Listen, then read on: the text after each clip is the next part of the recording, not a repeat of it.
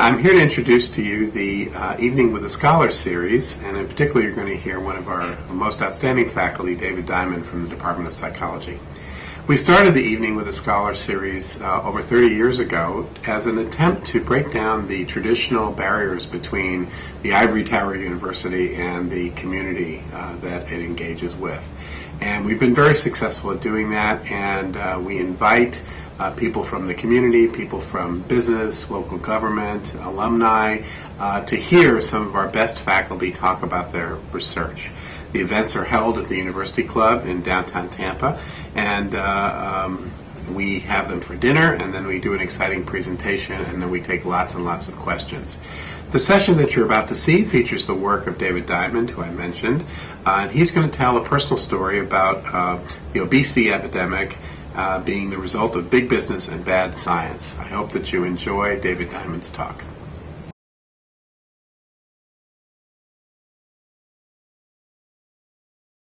My primary area of expertise is neuroscience. So why am I talking tonight about cholesterol and heart disease? Well, I have a great interest in this topic. The reason being that some years ago, I was actually diagnosed as being in high risk for developing heart disease. And as a result of that high risk for heart disease, I developed a passion to learn about heart disease. So I'm going to share with you, by way of introduction, some of my blood test results. And you'll see that they were a bit scary. So on the first slide, as you look either to the far end, either side, triglycerides are fats that are in the blood. And what you would like to have is your triglyceride being 150 or less. And so as you can see, my triglycerides were sky high. They were above 600. This was in 2005. As well, my cholesterol was way off. I had sky-high LDL. I didn't have much of the good cholesterol. And so my ratio of total cholesterol to the LDL was way too high. So the solution to me was simple. I would change my diet, cut back on the beef, cut back on the fat, and pump some iron. A little exercise. That's not me, by the way. Yeah. Pump some iron, do some exercise, and I would take care of the problem. Well, here we are a couple of years later, and things were going in the wrong direction. My triglycerides were now beyond sky high. They were stratospheric. So I was now up to 800, which put me at high risk for heart disease. My cholesterol wasn't improving either, so things were really ugly. My blood was full of fat, and worse than that, I was fat. So in 2007, I turned 50 years of age, and I realized that I was fat and getting fatter, and I had obesity and heart disease in my future. So my doctor absolutely urged me, and cardiologist as well, said that I had to go on medication. In fact, my doctor said I was kidding myself. Diet and exercise was not working for me, so what I needed to do was take medication to lower my blood lipids. I decided, instead of going to the pharmacy, that instead I would go to the library. I decided that I needed to become an expert in heart disease and triglycerides, blood lipids, as well as why it was that I was getting so fat. So I decided to become an expert in heart disease. So during the day, I was a neuroscientist, and my evenings and weekends I spent learning about heart disease. And what I've learned is pretty ugly. What I've learned in this area of research, to me, is very different from neuroscience. I've learned that it's fraught with conflict of interest, fraud, and overall incompetence in the area of heart disease. So that's the myths that I will be talking about tonight that people generally accept as fact. These myths have resulted from the poorly conducted research in this area. So the first myth that I will address is that people think that food high in saturated fat and cholesterol, such as beef and butter, will clog your arteries and make you fat, cause heart disease. And I'm going to try to convince you that that is a myth. The second myth, again related to that, cholesterol clogs arteries, causes heart disease, and what I'll also try to convince you is that you will live longer if you lower your cholesterol with medication. And finally, the overall theme of what I'm going to talk about is that we have been misled. We have been given misinformation from food and drug company supported research. We have also been misled by government sponsored advice as to food that we should eat and drugs that we should take. So, sit back and listen, put on your seatbelts. Here we go. So the first thing I wanted to understand was, why is it that I was getting fat? So I needed to understand the cause of obesity. And what I learned is that obesity is not only related to heart disease, it's basically related to every disease you see in modern society. So not only was I at risk for developing heart disease, I was actually at risk for developing all these other diseases you see as well. So I needed to fully understand what is it that causes obesity. So I decided to understand everything, beginning with a history of the study of obesity. Now here's a man, his name was William Banting. He lived in England in the 19th century. And he was the first person sort of to be studied scientifically who was obese. William Banting, at 60 years of age, was 5'5" and weighed over 200 pounds, and he lived in England. And he had health problems that are typical of any obese person. So he went to his doctor, and the doctor was absolutely brilliant. The doctor recommended that he cut the carbohydrates in his diet. He told him, you can eat as much meat as you want, just don't eat potatoes, bread, or anything sweet. So at 60 years of age, William Banting began this diet, and he lost 46 pounds. He enjoyed great health after this point. He lived well into his 80s, and he had no clogged arteries. And the reason why we know about William Banting is that he wrote a book. He was so excited about his progress with this kind of diet that he wrote a book and detailed exactly what he ate and how much weight that he lost. He called it Letter on Corpulence, and it was a bestseller in England in 1864. 10,000 books were sold. People lost weight using this diet, and they wrote back to Banting and his diet and his doctor about how successful the diet was. These observations continued in the 19th century. You have many doctors, many books being written to show that as people were eating more refined sugar and people were eating potatoes and bread, you find an association between that diet and people gaining weight and becoming obese. And in fact, later in the 19th century, in this book published in 1892, written by Dr. Emmett Densmore, and in fact, right on the cover of the book, he says, this is a statement of principal arguments against the use of bread, cereal, pulses, which are beans, potatoes, and all other starch foods. The book was written to say, don't eat starchy foods. And a quote from in his book is, an obese person may be given a diet of meat, excluding bread and potatoes, and the patient will reduce to his normal weight. As soon as the patient returns to his diet of bread and potatoes, straight away he begins to increase in weight. Now into the 20th century, you see extensive scientific studies of obesity, which are summarized by one of the leaders of the field, who was Alfred Pennington. Dr. Alfred Pennington summarized the work in the 1940s and 50s. He was the leader in the study of obesity and helping people to lose weight.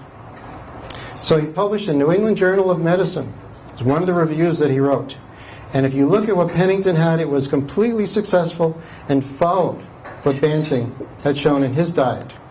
So here is a quote directly from the publication. And you can see that, you can read that down there, or I'll read it for you. How do you stop being obese? This is what you should eat. 1/2 pound or more of fresh meat with the fat. This diet is unlimited. You can eat as much meat as you want. But he says, most of the meat you buy is not fat enough. So get extra fat. Pretty funny now, but that was medical science in the 1950s. He emphasized, if you want to stop being obese, you want to lose weight, do not eat bread, flour, sugar, salt, or alcohol. So we won't deal with the salt part of it, but on everything else he was right. Now, what's great about science is that when you've got the right effect, it will be found over and over by people independently. There's now a paper in 1963 in the Journal of the American Medical Association, or JAMA. And these people thought they had made a discovery. They thought they had a novel treatment for obesity. because in their clinic they had one treatment that worked. And it's right there underlined at the top. This diet is planned around reducing carbohydrates. That is, reducing bread, potatoes, and sugar. And you see here, this is a graph of the weight of a woman who was obese. And when she reduced the amount of carbohydrates in her diet, she lost a dramatic amount of weight. And in fact, it emphasizes, the thing about this diet is that the patient felt no hunger, that it was easy to lose the weight. Now, of course, you can lose weight as long as you have reduced calories. But the important thing about this science here is that it emphasizes how easy it is for an obese person to lose weight eating as much meat, butter, and fat as they want, as long as they cut the carbohydrates. And then, of course, we have Dr. Atkins. We have the Atkins diet in 1972. Atkins, who was demonized, the vilified Atkins diet. And I've read both books. The Atkins diet book was not revolutionary. It was not a fad diet, and it wasn't Atkins' idea. Effectively, there is no difference in what Atkins wrote in 1972 with what Banting wrote in 1864. The science for over 100 years was showing very consistently that if you want to lose weight, you want to stop being obese, cut the carbohydrates, and eat as much fat and protein as you want. All right, so I was a bit cynical though. Fine, you'll lose weight. So what that means is you'll be thinner, but you're still going to have a heart attack. Okay, fine. You'll leave a thinner corpse is what's going to happen if you eat the Atkins diet. And so it sounds so hard to believe. And Atkins said, you eat red meat, full-fat cheese, butter, and eggs. Well, that's got to increase your cholesterol and it's got to kill you. Well, actually, that's not the case. That's simply a myth. Eating red meat, eating butter, eating fat does not increase your cholesterol. Now, there are many studies I can show you, but we'd be here all night. I'm showing you this one study because it combines a few different factors. You have people who are basically on a very low-carb diet, which is also called a ketogenic diet. These people are obese, and some had very high cholesterol, and some had normal cholesterol. So this kind of puts it together in one study. And what is it that they could eat? Unlimited fish, meat, chicken, eggs, and full-fat cheese. And vegetables that have complex carbohydrates. And they could eat oil. And in this case, they weren't eating butter, just happens to be the country they're in. But the same findings occur when people can eat butter or olive oil. What could they not eat? Just as with Banting. This is from 2006. So we have now for 150 years studies showing that you need to restrict the carbohydrates. So they restricted the flour, potato, the rice, the sugar. When they restricted the carbohydrates, and of course they've replicated what you had going back to the time of Banting, the Atkins diet. So here you see their body weight. People lost a dramatic amount of weight, so they were no longer obese. You have people who have high cholesterol and people who have normal cholesterol. Both groups lost a significant amount of weight. And again, there's a sense that they could do it effortlessly. But what's more important is that this study shows the blood lipids, the fat in the blood. And this study is consistent with all the other studies I've found. So if you look here, the HDL, that's the good cholesterol. So by eating meat, eating fat, they raise their good cholesterol over the course of the year. The total cholesterol dropped dramatically. So the people who have 7, that's equivalent to about 290. Okay? Cholesterol dropped dramatically. Triglycerides, again, the one that I'm so concerned about. Fat in the blood dropped from extremely high levels down to normal. The bad cholesterol dropped, the ratio improved, and what's most important, ultimately it's sugar in the blood that can kill you. And these people had type 2 diabetes. If you look down at blood glucose, that is dropping dramatically in the people when they're just eating the meat, the fat, and the protein. So there is no evidence, it is a myth, that eating saturated fat, eating meat, eating butter, increases cholesterol. So every indication of good heart health is going in the right direction when you cut out the carbohydrates. Okay, so hopefully now in just 10 minutes I've given you 150 years of history, which is completely contrary to what you believed when you came in tonight. Think about it. Low carb diet. You can eat as much red meat as you want. You'll lose weight and you'll lower your cholesterol. I guess you can see I'm not about to have this talk sponsored by a drug company. Maybe by Charlie's Steakhouse or Burn's Steakhouse. Definitely not something the drug companies would want to invite me to talk about.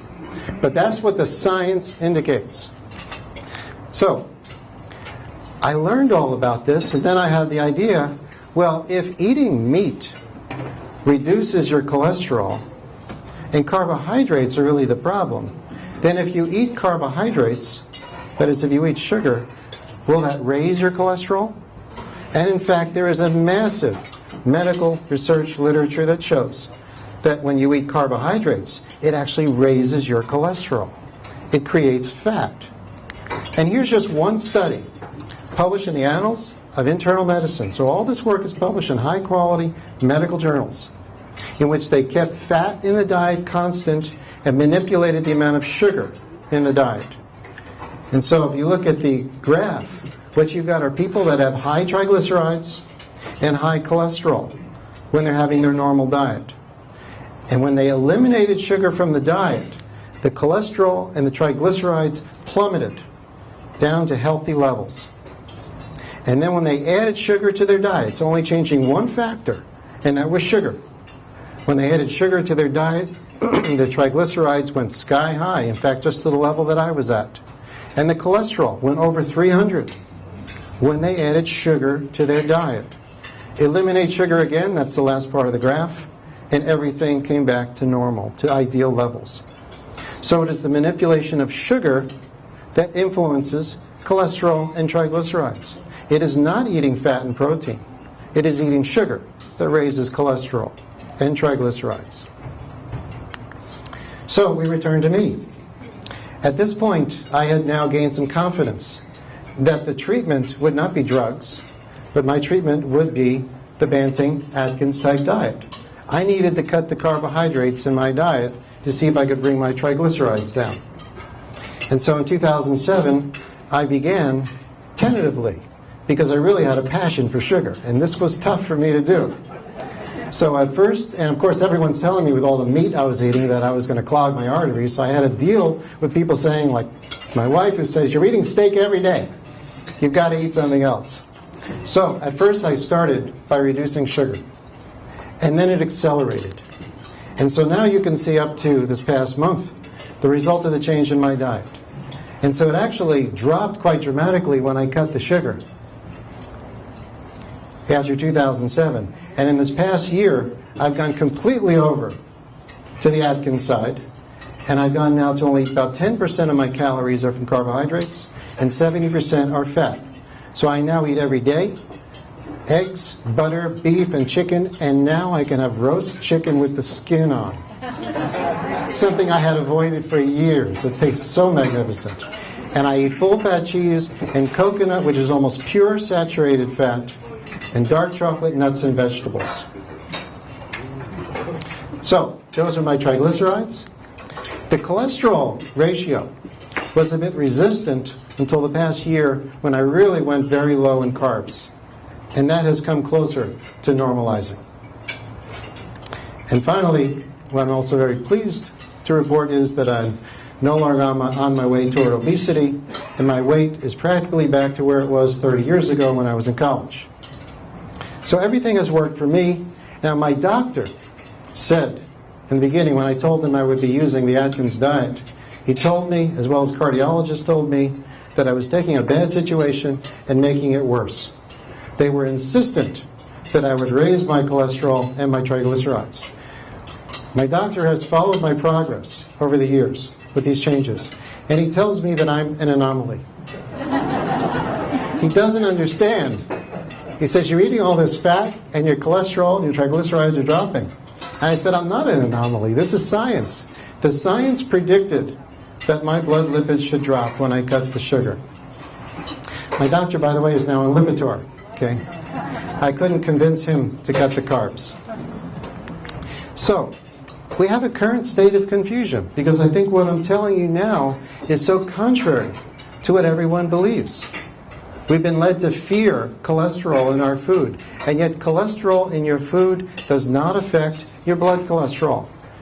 Eggs do not produce heart disease. There's never been any evidence of that, and there will never be evidence of that.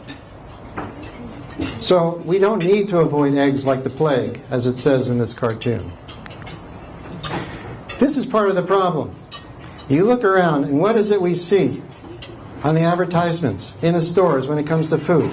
The American Heart Association recommends that you have lean meat, low-fat food, skim milk. The current way of thinking is eat as little fat as possible. So you see the cheese is fat-free. Almost all the yogurt, fat-free. You don't even have real butter. You got fake butter that's also low-fat. And look at how these cookies that you got in this ad, they're bragging about the fact that the cookies are fat-free. Isn't this wonderful? These cookies are pure sugar. It's like they're selling it as a health food. Well, again, just to remind you, in case your mind has been wandering, okay, you forgot about the fat part from the 1950s. Look at how different this is from what Pennington had been talking about in the 1950s. How to be healthy, how to live longer, and how to lose weight. Eat lots of fat and protein. So look how far we've come from the medical science of the 1950s to what people believe is healthy now. So what are the consequences? Now we have fat phobia.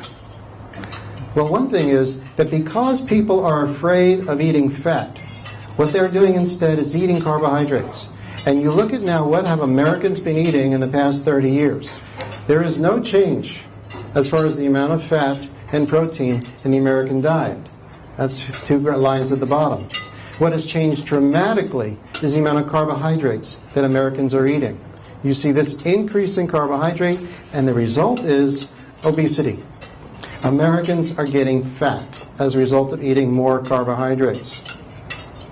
You see now that we're up to about a third of all adult Americans are obese, and obesity is also increasing in children. And this is clearly related to the increase in consumption of carbohydrates. So this meal clearly is a recipe for obesity. The sugar in the soda and the potatoes and the bread in this meal are the worst things about it. Eliminate all those factors, those components, eat the hamburger and the cheese, and you'll be healthy. It's a very different, unexpected message that I think you're hearing tonight than you would have expected. All right, so what I'm suggesting is the message to someone who is obese, who would like to lose weight, is first, there should be a national message. President Obama should go on TV and say, it's okay. The Atkins diet is good for you. Eat meat. Lose weight. He's campaigning for president, so maybe he can do that along with his campaign for re-election. So the message I'm suggesting is, the science says that if you cut the carbs, you will lose weight, that it is healthy, and so cut the potatoes, the bread, and anything sweet. It is nothing to fear. So the first myth that I have addressed is that food high in saturated fat and cholesterol, such as beef and butter, will make you fat and cause heart disease. There is no reason to believe that. There's no science that supports that myth.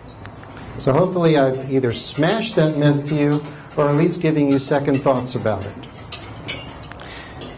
How is it that our food recommendations have gone so far awry? Why is it that we have fat phobia?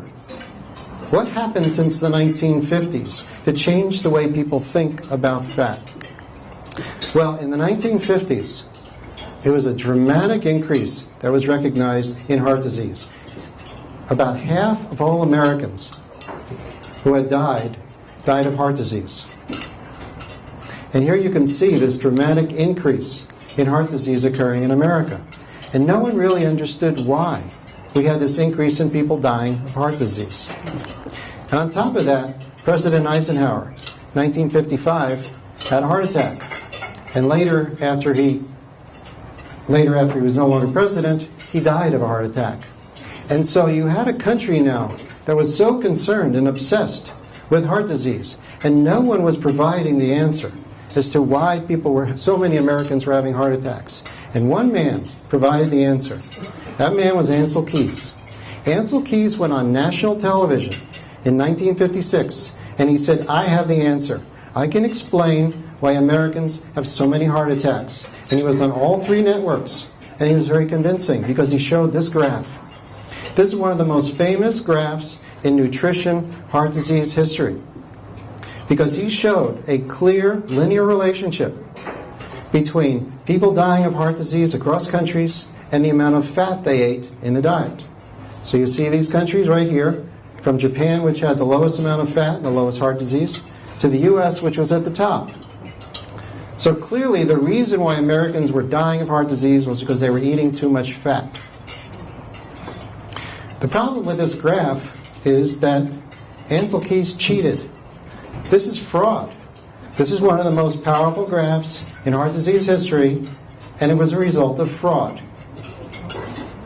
He actually had data from 22 countries. Ancel Keys selected 6 to create this graph. And he was called out on this. This isn't a secret that I found out.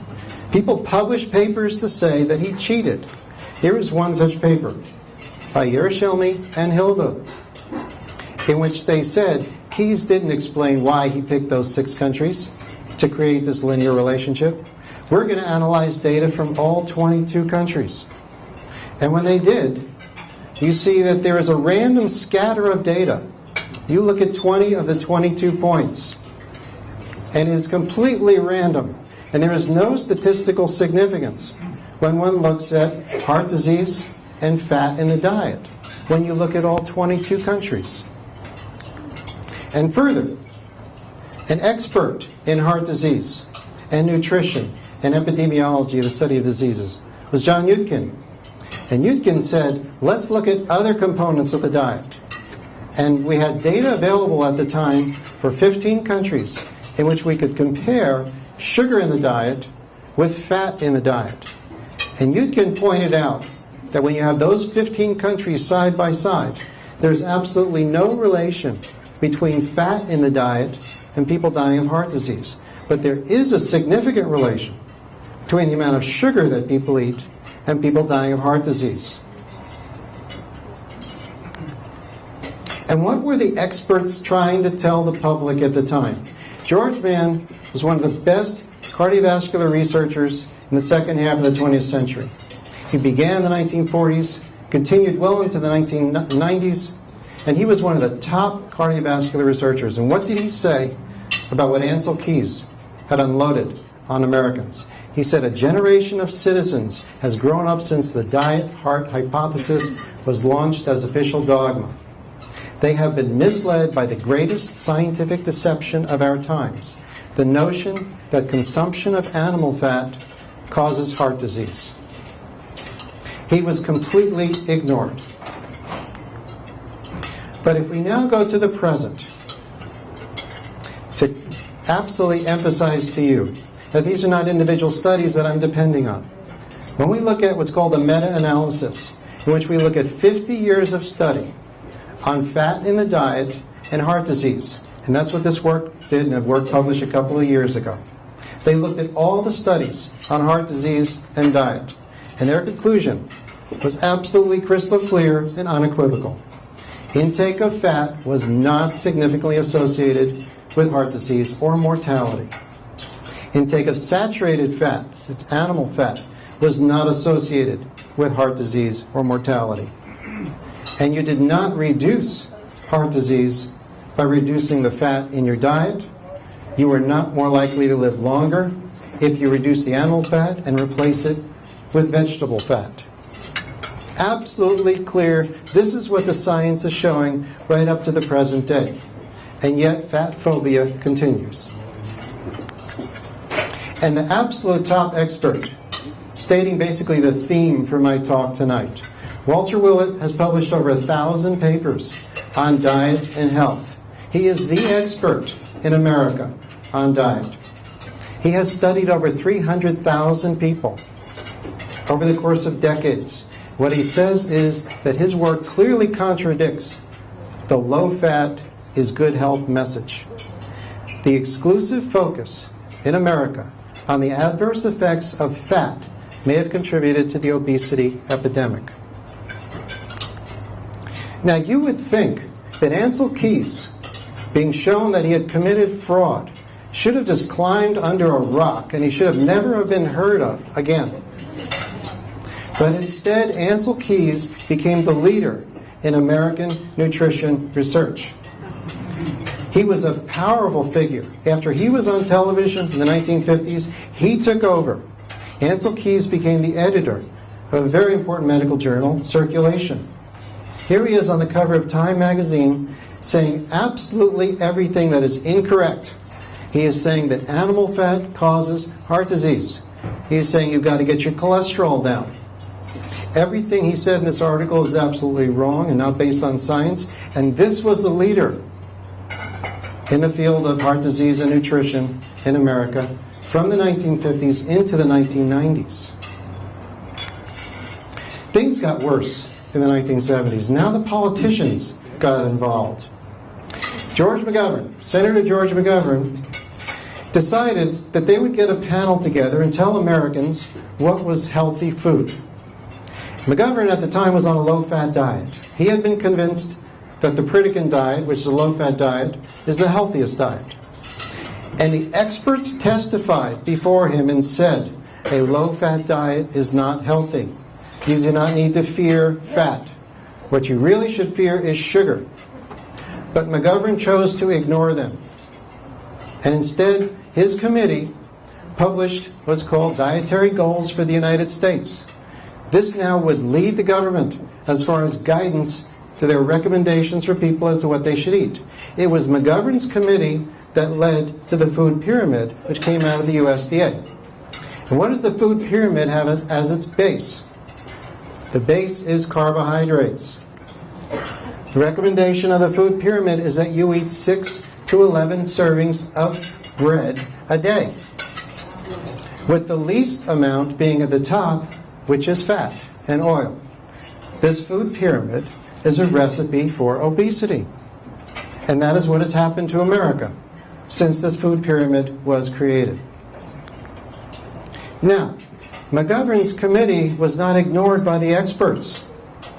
The top scientists in America, in the National Academy of Sciences, and the president of the National Academy of Sciences, Dr. Philip Handler, whose specialty was physiology, he had one word for McGovern's recommendations. That one word was nonsense. The Academy came out with their own pamphlet emphasizing that McGovern's committee was wrong. And they said what is important is obesity. You need to avoid being obese, do not gain weight. But by avoiding fat is not the way to do it. The National Academy's pamphlet was completely ignored. It was McGovern's committee that took charge, and the media jumped all over the idea that fat is unhealthy. So, we're now shifting a bit. I've been emphasizing fat, but now let's talk about cholesterol. And so you've got the policeman here going to the butcher shop, as if the butcher has weapons of mass destruction. Of course, being the steak that he's selling. That steak has the cholesterol. And so here he is, he's selling this cholesterol and he's killing people. Now we'll address the myth that cholesterol clogs arteries. All right. I don't know if any of you have ever seen a graph of the relation between cholesterol and heart disease. It may surprise you to see that this is what it looks like.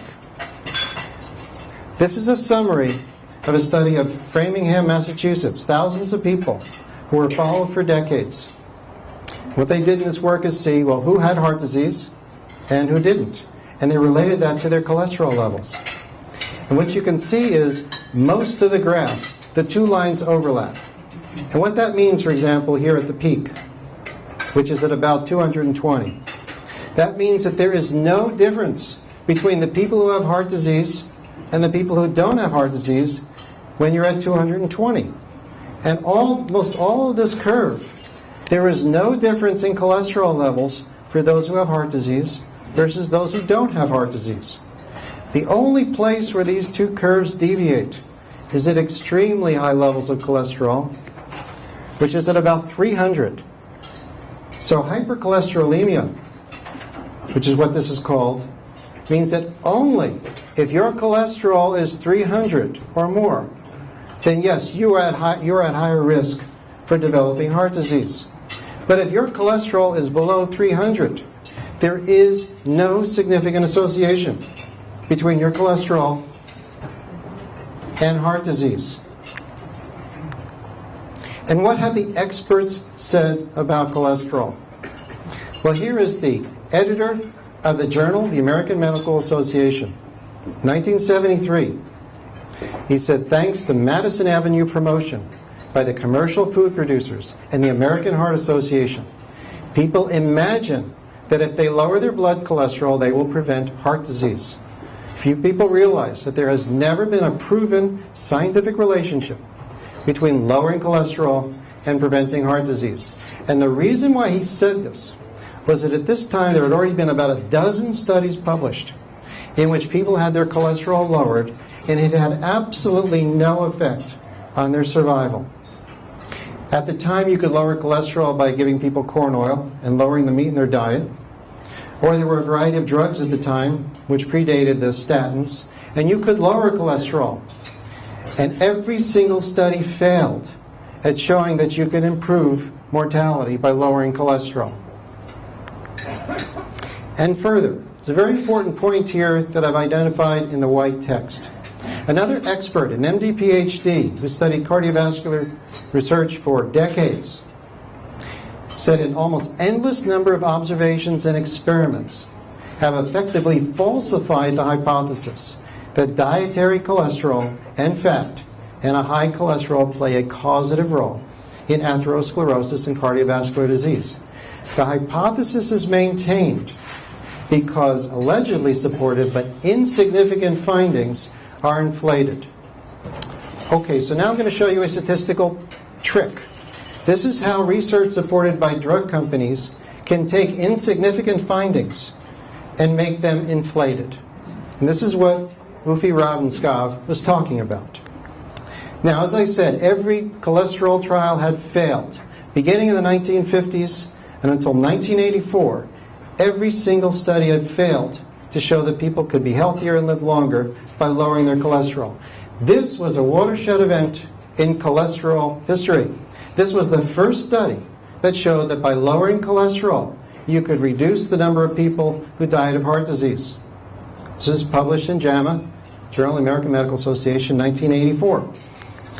What they did was take about 480,000 men, and they took those who had the highest cholesterol, again, because Framingham showed that the association between heart disease and cholesterol occurred only when you're at about 290 to 300.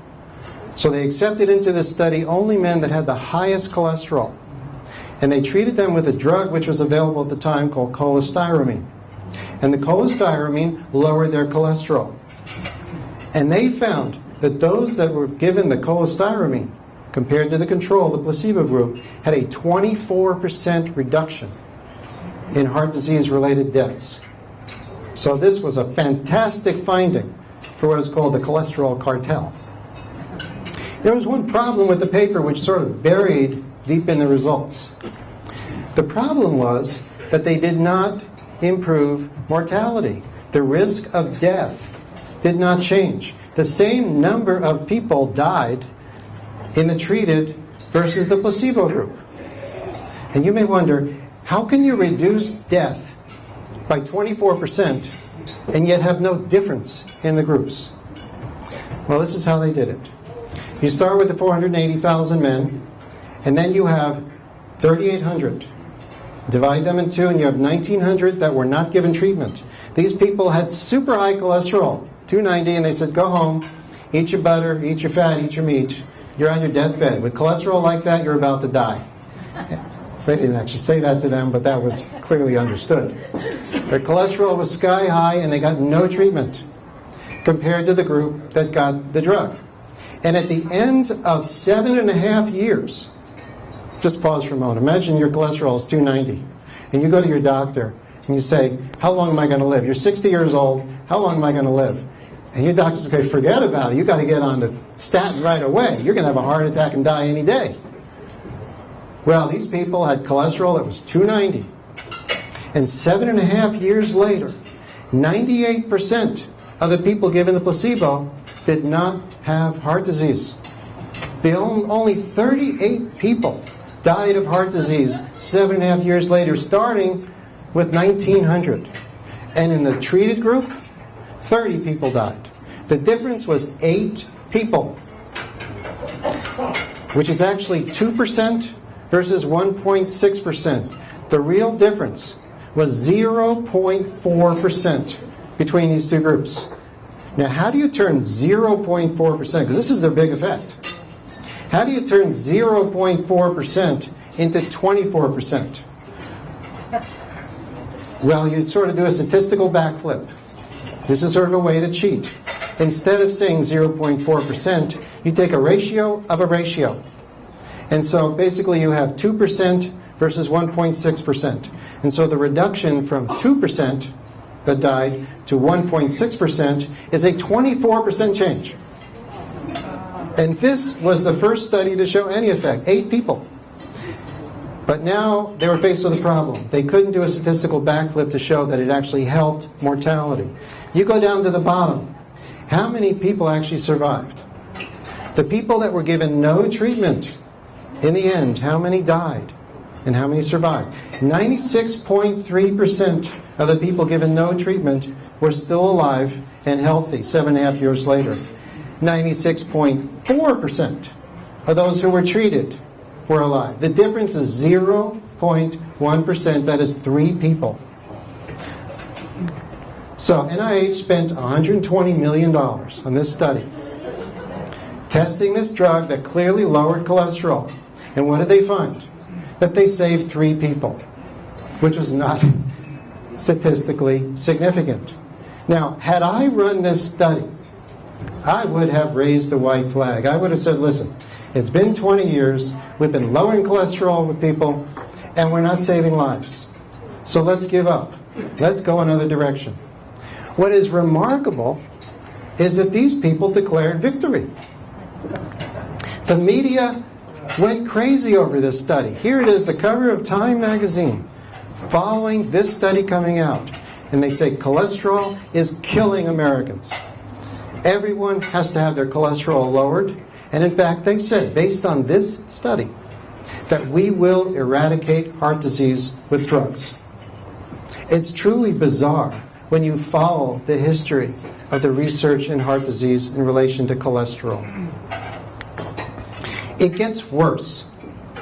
Now what we have is a panel called the National Cholesterol Education Program. This followed from that original 1984 work. This is the group of scientists who establish the cholesterol levels that your doctor uses to decide if you should be treated with statins. So when you get your blood test, this is what you see. And they are recommending then that you have, when you have 200 to 239, that your cholesterol is borderline high. In fact, I just met someone outside who told me his cholesterol was 230, and therefore his doctor prescribed statins for him. It's a 240 in which they say you're in serious danger. You've got to take medication to lower your cholesterol. But remember, I showed you the results that said that there isn't an association between cholesterol and heart disease until you get to 290. So where did these people come up with these guidelines? And what are the experts saying about these guidelines? Well, again, George Mann, who said it like it is. George Mann said, no sensible person can avoid the conclusion that the NCEP is an expensive fraud perpetuated by avaricious business enterprises and dishonest scientists. This is what he's saying about the guidelines, the people who set the guidelines for cholesterol levels. Why would he say such a thing? Well, when I read this paper, I noticed something missing. Now, I have actually research that's supported by drug companies. And I am obligated, when I publish my work, to indicate that my work is supported by drug companies. It's an obvious conflict of interest statement that must be included in any publication in which people are supported by drug companies. Well, when this report came out, they did not indicate at all. Again, this is Ancel Keys' journal, Circulation. They did not report a conflict of interest statement. I searched the paper and I couldn't find if these people are paid by drug companies. There is no conflict of interest statement. In fact, if you read this paper now, you will not see a conflict of interest. So the question is, are these people being paid by the drug companies? So there was actually an expose by the media in which they said you've got to report if these people are on the payroll for drug companies. And finally, out came a report. If you go to a website, which leads to another website, which leads to another website, you will find the conflict of interest statement, which is up here. And you see all this massive text? That's indicating all of the drug companies that are paying the authors of this paper. And let's look a little closer, because that's kind of hard to read. Let's look at the first author. First author, Dr. Grundy, is paid by 10 different drug companies. And he didn't reveal how much he's paid, but I do know that one of the authors reported that he was paid $150,000 by one drug company 1 year. Dr. Grundy is paid by 10 drug companies. So a reasonable estimate is he's first author. He must be getting at least $150,000. So Dr. Grundy perhaps is being paid $1.5 million by drug companies, which he did not reveal when these guidelines came out. And let's look at one other author, Dr. Barry Mertz. Now she, of course, is being paid by drug companies, as are 8 of the 9 authors. But what I noticed is that she's quite the little investor. Dr. Mertz has stock in these drug companies. Now I want you to realize something. These people set the guidelines extremely low. They're the ones that set the borderline cholesterol at 240. And when they changed the guidelines, that added 20 million Americans to the list of people who needed to have statins prescribed. So by setting these guidelines, they are clearly benefiting the drug companies. And understand that statins are the greatest revenue producers in all of medical history. Lipitor alone generates over $10 billion every single year. I mean, come on. We weren't born yesterday. Something smells pretty bad here, like week-old fish sitting out in the sun. I mean, I think your doctor should know who is setting these guidelines and that there is a conflict of interest. So I think when you get your blood test results, there should be a little disclaimer on the bottom that says these guidelines were developed by people with a financial conflict of interest. But it doesn't mean they're wrong. I mean, maybe they found something out that wasn't known before from the Framingham studies. Maybe these guidelines are right. They are scientists, after all. I mean, they're on the payroll of the drug companies, but they are scientists. So let's give them the benefit of the doubt. Maybe these guidelines are accurate. No, they don't deserve the benefit of the doubt. They're wrong. How do I know they're wrong? Because the experts are saying they are wrong. Here's a paper that came out and analyzed the same data that the NCEP used to come up with the guidelines. Rodney Hayward, who's an MD at the University of Michigan Medical School and the VA hospital there, and his team analyzed the same data. And in case you can't read that, what it says is, we found no high-quality clinical evidence to support current treatment goals for cholesterol. He repeated that again in the discussion and said we could find no published high-quality evidence to support the lipid therapy. He concluded and said, we strongly suggest that those with access to the data conduct further analyses. It gets worse. He's not the only one saying this. Now what I found is an open letter to NIH and Congress, which was written in 2004 by some of the top experts in cardiovascular research in America and the UK. It is a 9-page letter which beautifully and eloquently describes the research on cholesterol and emphasizes that no woman who's not had a heart attack should take statins. No man over the age of 65 should lower his cholesterol if he has not had a heart attack. In general, most people should not be lowering their cholesterol. This is what the experts are saying. And in fact, they said, in conclusion, the American people are poorly served when government-sanctioned clinical recommendations misdirect attention and resources to expensive medical therapies that may not be scientifically justified. They're referring to statins there. Only an independent review, totally free from conflicts of interest, can restore public confidence. So they're requesting another review. They're saying you need to get scientists that are not paid by the drug companies to determine what the cholesterol guidelines should be. And here are the experts. Just some of them I've included here that signed that letter. You have people from Harvard, Stanford, NYU, UCLA. You have the director of interventional cardiology at Beth Israel Medical Center. You've got Columbia University physicians, Johns Hopkins, and University of California, Davis. So you've got experts from all over the U.S. as well as the U.K. saying the NCEP guidelines are inaccurate. So what did NIH say in response to this letter?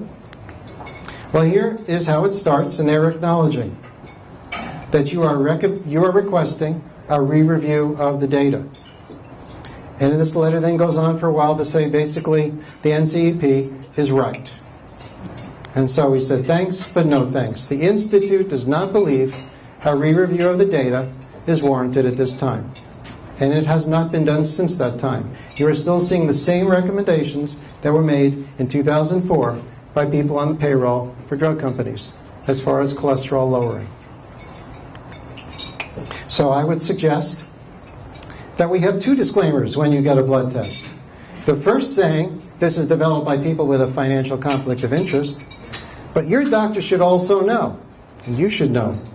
The second disclaimer is, these guidelines have been disputed by scientists without a conflict of interest. Now, I have heard people say, but don't statins enable you to live longer? Actually, no. You do not live longer if you are lowering your cholesterol. Nothing has changed from the 1984 study and everything that failed before that. The latest analysis, this is out of 2010, a meta-analysis involving 65,000 people, in which you look at whether or not people live longer after having a heart attack. The answer is no. You see, I've underlined the not. They could not find evidence that people on statins would have any benefit as far as mortality. Lowering cholesterol does not enable you to live longer. If you ask your doctor, if you've had a heart attack, if I take the statin, will I live longer? The answer should be no, but it's unlikely your doctor will be aware of this. Well, what about the possibility that taking a statin will make it less likely you'll have a heart attack? So your cholesterol is high, and your doctor says you've got to take the statin, so you're less likely to have a heart attack. Well, is that true? Well, sort of. This is how it was put by Dr. Jerome Hoffman, professor of medicine at UCLA. This refers to what's called number needed to treat. How many people do you need to treat with a statin before you will reduce a single heart attack? So what he said was, you have to put 250 people in a room, tell them that they will pay $1,000 a year for the drugs. They will have side effects, such as diarrhea and muscle pain, and only one person will benefit. That is the sum total effect of statins. You need to treat 250 people to reduce one heart attack in one person. Now, what Dr. Hoffman is actually not covering is that there are far more adverse side effects to statins than just getting diarrhea and muscle pain. The first is statins adversely affect the brain, especially Lipitor. It is the worst of all. And here's a book written by an MD who was taking statins, and he found a powerful effect on his ability to remember information. So he wrote a book about it and researched the topic. He titled it Lipitor Thief of Memory: Statin Drugs and the Misguided War on Cholesterol. In addition, and again, I'm looking only at high-quality medical journals, there are numerous adverse side effects that you have with statins, including erectile dysfunction. It actually causes type 2 diabetes, rhabdomyolysis, acute renal failure. Cancer is actually very common, either with statins or in any people who have low cholesterol. Low cholesterol is highly correlated with cancer, as well as with taking statins. And of course, liver dysfunction. All that to save one heart attack out of 250 people. Finally, there are two issues that I've raised. And that is, why was it that we had so many people having heart attacks in America? Half of all people died of heart attacks in the 1950s. And the second thing is, what about cholesterol? Is it a villain or is it a misunderstood hero?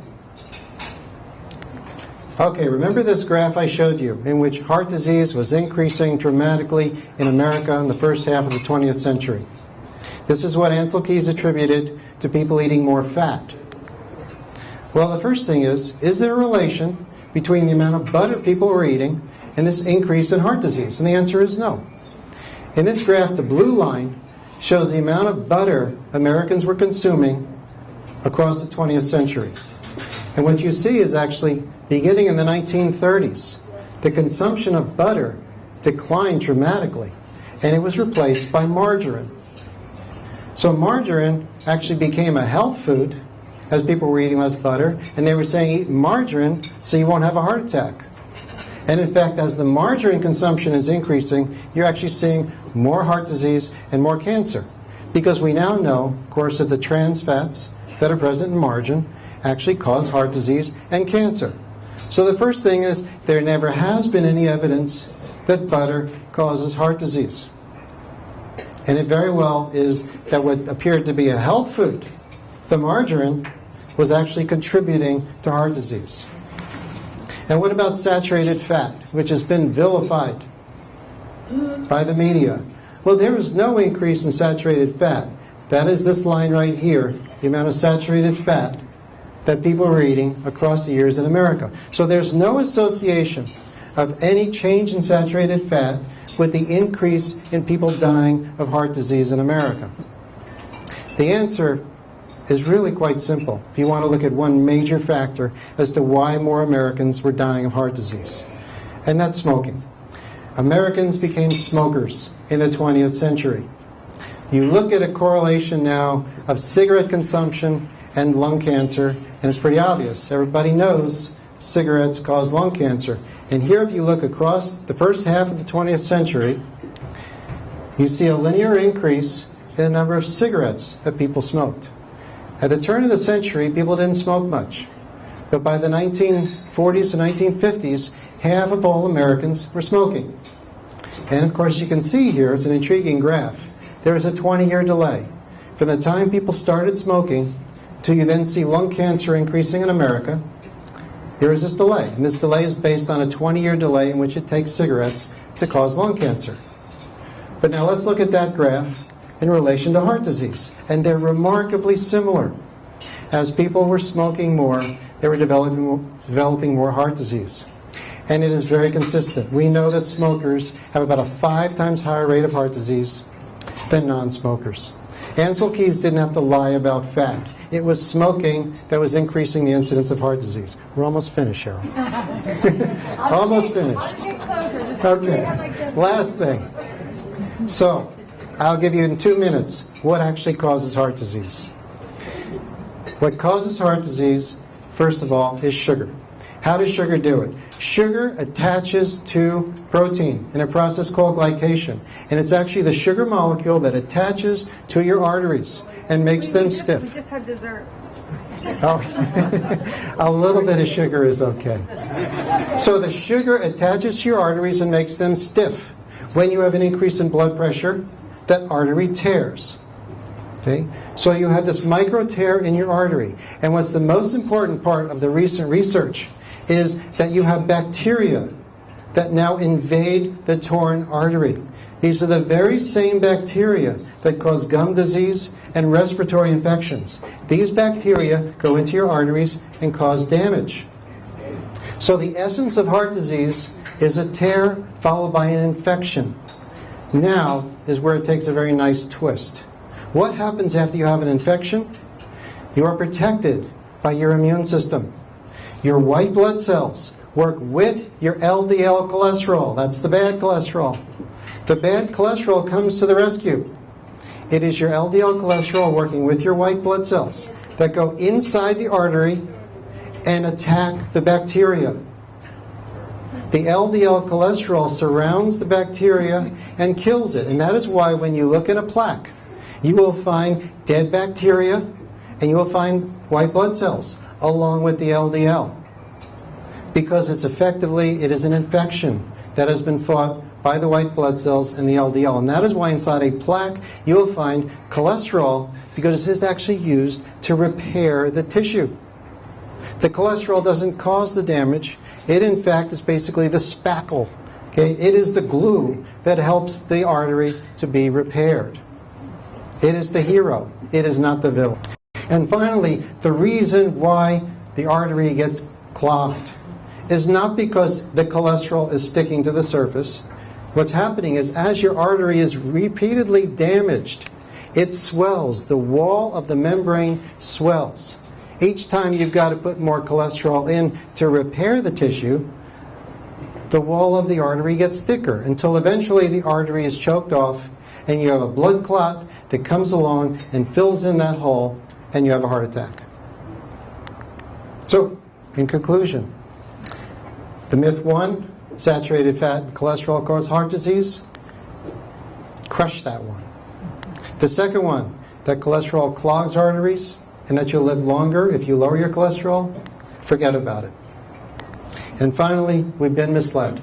We've been misled by food companies that have emphasized that we eat low-fat food. We've been misled by drug companies that emphasize that we have to lower our cholesterol with medication. And we've been misled by the government, which has come up with guidelines both for food and cholesterol that are not justified by the science. So here we are. Humans supremely adapted to processed meat. And what's happened to us is a very ugly scene in the end. And I'm emphasizing that's the sugar in the drink that's made such ugliness.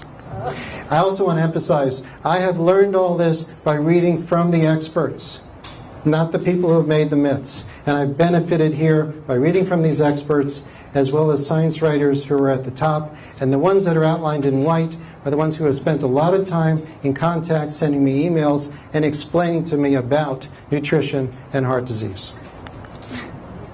Now we can have questions. All right, thank you. Let's take that